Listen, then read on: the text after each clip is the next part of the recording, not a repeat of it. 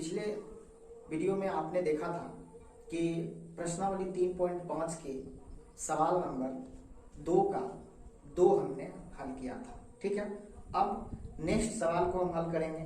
ठीक है, कहीं मत जाइएगा, चैनल को सब्सक्राइब कर लीजिएगा। तो आइए देखते हैं अगला क्वेश्चन क्या है।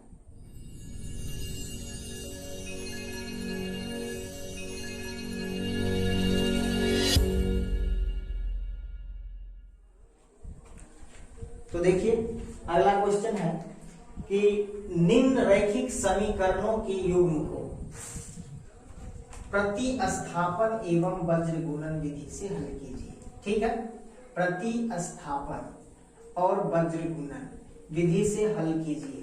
किस विधि को आप अधिक उपयुक्त मानते हैं? ठीक है, यहाँ पे 2 समीकरण दे दिया है। ठीक है, समीकरण नंबर 1 और समीकरण नंबर 2। ठीक है, सबसे पहले इसको हम प्रतिस्थापन विधि से हल करेंगे, उसके बाद वज्र गुणन विधि से हल करेंगे। ठीक है, अलग अलग सवाल के लिए अलग अलग विधि उपयुक्त होते हैं। ठीक है, वैसे तीनों ही विधियां देखा जाए तो चारों विधियां, ग्राफीय विधि भी एक होता है। ठीक है, और बीजगणितीय विधि का जो 3 जो टाइप्स हैं, 3 जो प्रकार हैं। ठीक है, बीजगणितीय विधि के 3 टाइप्स में आपको प्रतिस्थापन विधि, विलोपन विधि और वज्र गुणन विधि। ठीक है, सभी का अपना अपना महत्व है और हर एक सवाल का अपना अपना रूल है बनाने का, अलग अलग किसमें क्या लगेगा, किसको क्या सूट करेगा, उसको हम बनाने के बाद पता कर पाते हैं। ठीक है, तो आइए इस सवाल को देखते हैं। सबसे पहले प्रतिस्थापन विधि के द्वारा देखते हैं। प्रतिस्थापन विधि से हम हल करेंगे। ठीक है, प्रतिस्थापन विधि। ठीक है, इसमें हम किसी एक समीकरण को लेते हैं। ठीक है, कोई भी एक समीकरण जिसमें छोटा डिजिट हो वही ले लेने में सबसे अच्छा होता है। ठीक है, तो हम सेकेंड नंबर का समीकरण लेते हैं, समीकरण 2, जिसमें है 3x + 2y = 4। इसमें हम x का मान, ठीक है, x का मान y के पदों में निकालते हैं। ठीक है, तो देखिए कैसे निकालते हैं। 3x = 4 और 2y को हम उधर ले जाएंगे तो -2y हो जाएगा। x बराबर, ठीक है, x बराबर 4 - 2y/3। ठीक है, आपने देखा कि x का ये वैल्यू निकल गया। ठीक है, इसको हम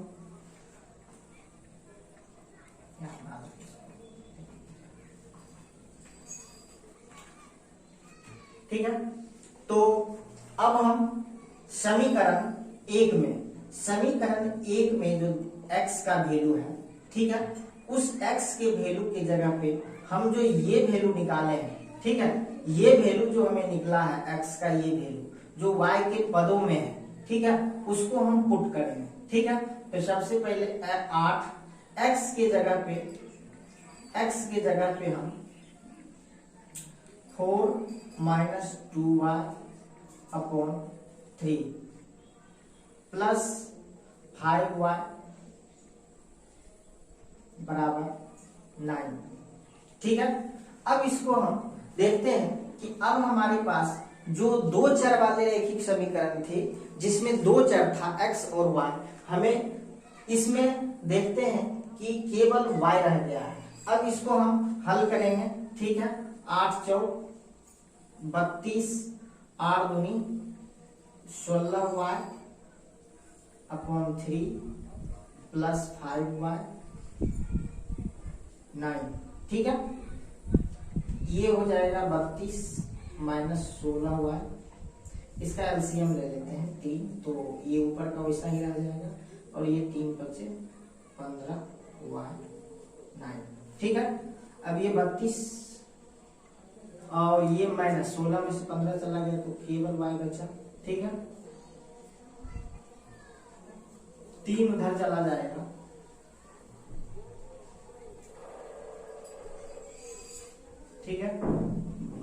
32 माइनस वाई बराबर 27। ठीक है, यहाँ पे हम आगे लिखते हैं 32 को हम इधर ले जाएंगे। ठीक है, तो इधर माइनस वाई बराबर 27 माइनस 32, माइनस वाई बराबर -5। ठीक है, y का वैल्यू हमें 5 आ गया, y का वैल्यू 5 आ गया। ठीक है, अब जो हम ये x का वैल्यू निकाले हैं, ठीक है, y के पदों में, ठीक है, इसमें y का वैल्यू पुट कर देंगे, इसको 5 को यहां रख देंगे तो हमें x का वैल्यू निकल जाएगा। ठीक है, इसको देखिए x बराबर 4 माइनस 2y अपॉन 3 है, 4 माइनस 2 इंटू 5, y का वैल्यू 5 अपॉन 3, 4 5 दूनी 10, ये -6 हो जाएगा बराबर -2। तो x का वैल्यू हमें -2 और y का वैल्यू 5। यही दोनों आंसर हुआ इसका। ठीक है, ये था आपको प्रतिस्थापन विधि। ठीक है, अब इस सवाल को हम वज्रगुणन विधि से हल करेंगे। ठीक है, तो देखिए वज्रगुणन विधि से हम कैसे हल करते हैं इसको। वज्रगुणन विधि में हम इन समीकरणों को एक अलग फॉर्म में लिखते हैं। सबसे पहले हम 8x प्लस 5y, 9 को इस तरफ ले आते हैं तो -9, ये हमें फर्स्ट समीकरण दिया है। 3x प्लस 2y, 4 को इस तरफ ले आएंगे -4, यहाँ पे बराबर 0। ठीक है, उसके बाद यहां भी बराबर 0। ठीक है, ये हमें आ गया। यहां से हम 1 8 हो जाता है, B1 5 हो जाता है और C1 -9 हो जाता है। ठीक है, उसी तरह से A2 3, B2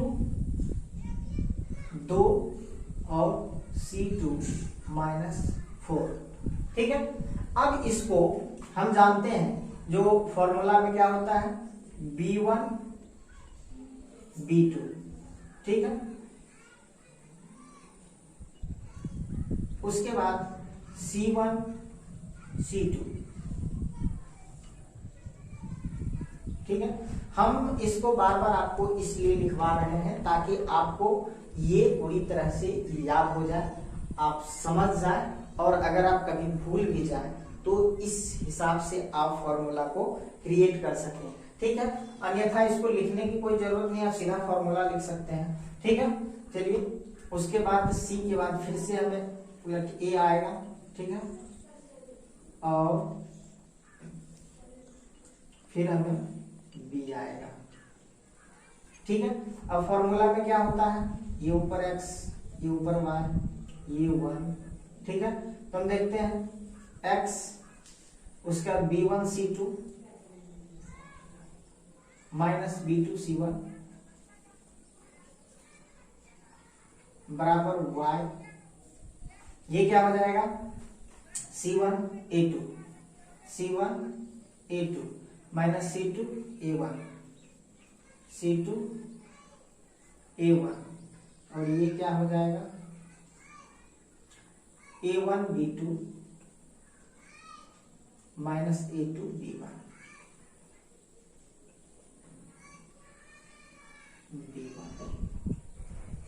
ठीक है, तो देख रहे हैं ये फॉर्मूला है। ठीक है, अब हम इस पे बैठाते हैं इसको। ठीक है, देखिए कैसे, x अपॉन B1। ठीक है, B1 कितना है, 5, B1 5 और C2 -4। ठीक है, उसके बाद माइनस B2 2 है और C1 माइनस 9 है, तो 2 इंटू माइनस 9, ठीक है। इसी तरह C1A2 ठीक है, माइनस 9 और 3, माइनस 9 और 3, फिर माइनस C2A1, ठीक है, C2A1 माइनस 4 और 8, माइनस 4 और 8, ठीक है। और ये हमें मिल जाएगा, ठीक है। A1 B2 8 और 2, ठीक है, 8 और 2, माइनस A2 B1 3 और 5, ठीक है। ये हमें मिल गया। अब x इसको लिखेंगे प्लस माइनस 5 और 20, माइनस प्लस और 9 दूनी 18, ठीक है। इसके बाद हमें ये मिलता है माइनस प्लस माइनस 9 तिया 27, माइनस प्लस 4 8 32, ठीक है। और ये मिल जाता है हमको 8 दूनी 16 और 3 बचे 15, ठीक है। अब देखिए यहाँ पे क्या मिलता है हमें, यहाँ पे मिल जाता है -2, यहाँ पे क्या मिल जाता है y/32 में से 27 चला गया 5, और ये हमको मिल जाता है 1/1, ठीक है। अब अगर हमें x निकालना है तो इस x वाले को और इस तीसरे नंबर वाले को लेंगे, ठीक है। तो x, ठीक है, उसके बाद इस तीसरे नंबर को 1/1, ठीक है। तो x बराबर क्या निकल गया इधर जाके -2, ठीक है। x बराबर क्या निकल गया -2। अब y निकालना है तो फिर इससे हमें कोई मतलब नहीं है, हमें इस दोनों को लेना है, y वाले को तीसरे वाले को। तो y/5 और 1/1, ठीक है। तो y बराबर क्या हो गया 5 उधर जाएगा तो 5, ठीक है। x = -2 और y = 5, ठीक है। देखिए यहाँ भी हमें x बराबर -2 और y बराबर 5 निकला है, यहाँ भी x बराबर -2 y बराबर 5 निकला है, ठीक है। तो इस सवाल को बनाने में हमने देखा कि दोनों ही विधियां बिल्कुल ही आसान, सिंपल और बिल्कुल ही इजीली बन जाता है, ठीक है। तो ये जो कह रहा है कि किस विधि को आप अधिक उपयुक्त मानते हैं, तो देखा जाए तो यहाँ दोनों ही विधि जो है सो समान ही है और समान ही एफर्ट से बनता है, ठीक है।